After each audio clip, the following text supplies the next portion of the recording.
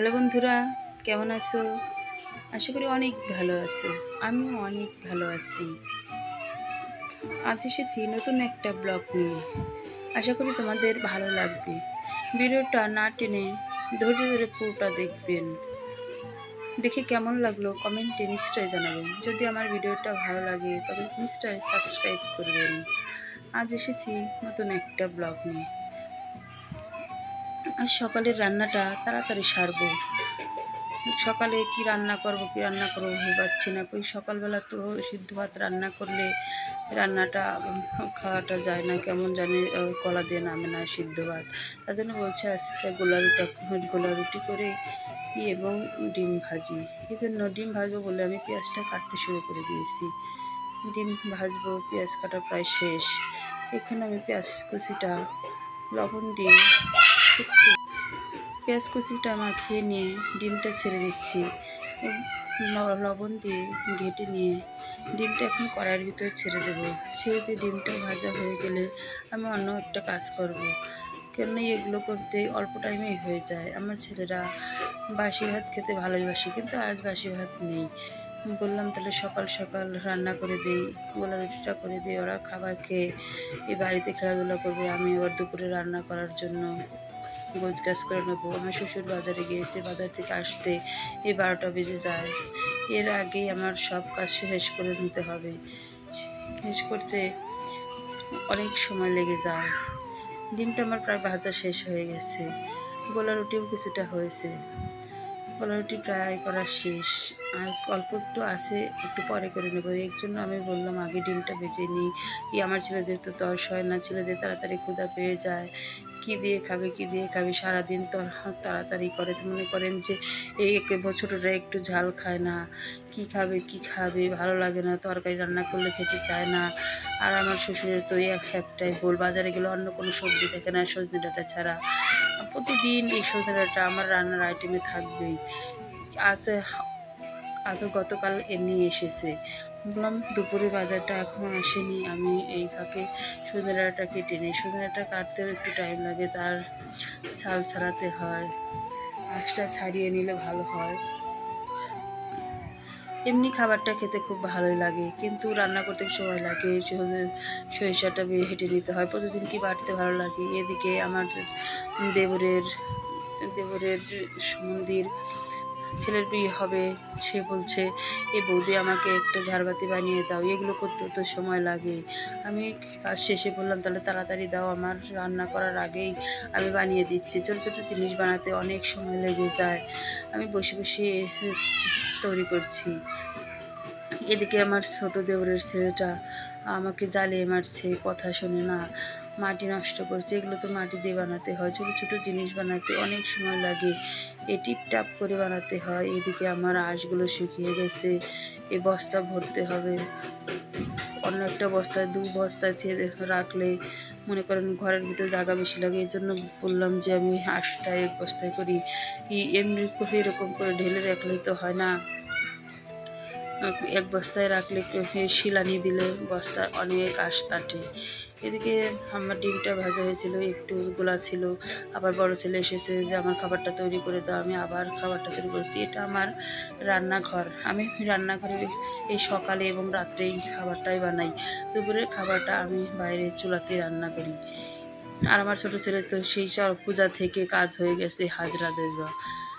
তার রাতটা পোয়ালেই হাজরা দেওয়া শুরু হয়ে যায়।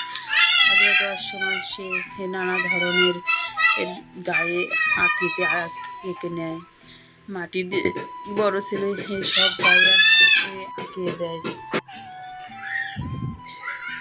ওই ঘরে থেকে, যে ঘরে আমি ঘষিটা রাখি সেই ঘর থেকে সাজিয়ে নিয়ে আসে, চিৎকার করে আসে, হাজরা জায়গায় যেরকম করে আসে সেরকম করে আসে। এসে নানা ধরনের খেলা খেলে। সেই চড়ক পূজা থেকেই একই রকম বলছে যে তোমরা ঢোল বাজাও, আমি চড়ক পূজা খেলবো, আমি হাজরা দেবো। ও হাজরা দিতে গায়ে কী সব করে নেয়। আমি রেগে যাই, কেননা বলি যে গায়ে সাবান নিতে চাও না, অথচ গায়ে মাটি দিয়ে হেঁটে একদম একাকার করে দাও। ঝাড়বাড়িটা যেন তৈরি হচ্ছে না, কত 1 ঘন্টা লেগে যায় এই গোলটা তৈরি করতে। গোলটা তৈরি করে টিপটাপ করে তাকে লাগিয়ে দিয়ে প্লেন করতে হয়, তা না হলে ভালো লাগে না। সাথে আমার সাথে কাজ করছে আমার ভাতিজি এবং ভাতিজি এর মাস্তুতো বোন। সে বলছে, মামি কীভাবে বানিয়ে দেবো, কীভাবে বানিয়ে দেবো মামি, আমাকে শিখিয়ে দাও, আমাকে শিখিয়ে দাও।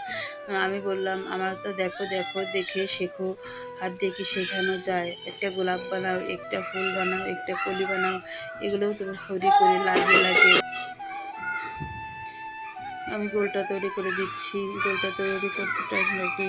আমাদের গ্রামে, সারা গ্রামে প্রায় যে বাড়িতেই বিয়ে হোক না কেন, যে বাড়িতে বিয়ে হোক না কেন আমাকে দিয়ে এগুলো করিয়ে দেয়। আমি বসে থাকি আর একটু হাতের কাজ পারি, তার জন্য সবাই আসে, বলে বৌমা করে দাও, বৌমা করে দাও। আমি করে দিই, কেননা পারি দেখে তো আমার কাছে আসে। এদিকে আমার দুপুরে রান্নার সময় হয়ে গেল, বলছে তাড়াতাড়ি তৈরি করো, তাড়াতাড়ি তৈরি করো, কেননা এগুলো বানাতে অনেক টাইম লাগে। কিন্তু আমি যে বলেছি বানিয়ে দেবো, সেজন্য আমার কাছে এসেছে, কিন্তু আমার কি করা, কাজ শেষ হচ্ছে না, ছোটো ছোটো কাজ। আমি থেকে রেগে যাই, কেননা আমার কাছে শুধু আসে। এদিকে আঁশগুলো আমার 1-2 বস্তা হয়ে গেছে, কিন্তু 2 বস্তা থাকলে ঘরে অনেক জায়গা লাগে, এই জন্য আমি 1 বস্তায় সেখানে দিয়ে 1 বস্তায় ভরে রাখছি। আমার স্বামী এগুলোতে হাত দেয় না, সে সারাদিন মাছ কেটে অনেক পরিশ্রম করে আসে, ক্লান্ত হয়ে যায়, সে খাবার খেয়ে ঘুমিয়ে পড়ে। আমি কি করব, আমি আঁশটা শুকিয়ে নিই, শুকিয়ে আমি যেটুকু পারি সেটুকুই করে নিই। আমার শ্বশুরও বয়স হয়ে গেছে, এগুলো ভারী কাম করতে পারে না।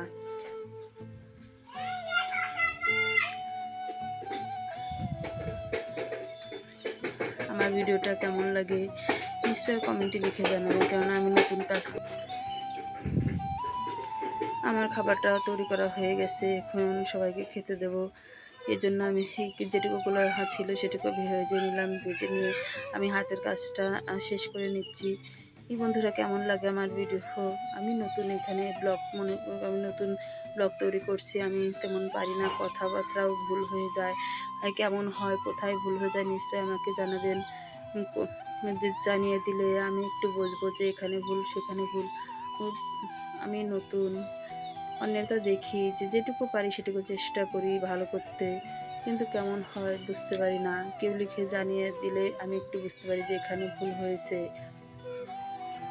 কেননা ভুল মানুষ মাত্রই হয়। সারাদিন এগুলো করতে পারি না, ফোনটাও কাছে পাই না যে কিছু করে রেখে দেবো।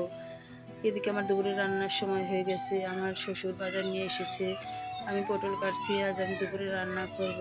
এবং টমেটো নিয়ে এসেছে, টমেটোর চাটনি খাবে, এই জন্য বাজার থেকে টমেটো নিয়ে এসেছে। আমার ছেলে ভুল করে আজ ভিডিওটা লম্বা করে রেখে দিয়েছে, সে বোঝেনি যে ভিডিওটা এরকম করে রাখতে হবে।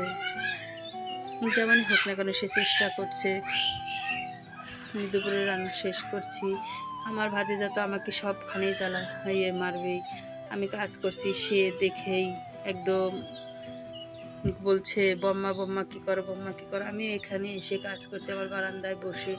আমি সবসময় বারান্দা বসেই কাজ করি, কেননা আমি পিড়িতে বসতে পারি না, বারান্দায় বসে তার জন্য কাজ করি। বারান্দায় বসে নিলে আমার বারান্দায় হাওয়াও লাগে, আর রোদের ইটাও কম, আঁচটাও কম আছে, তার জন্য বসে কেটে নিচ্ছি। কেটে নিলে রান্নাটা তাড়াতাড়ি হয়ে যায়।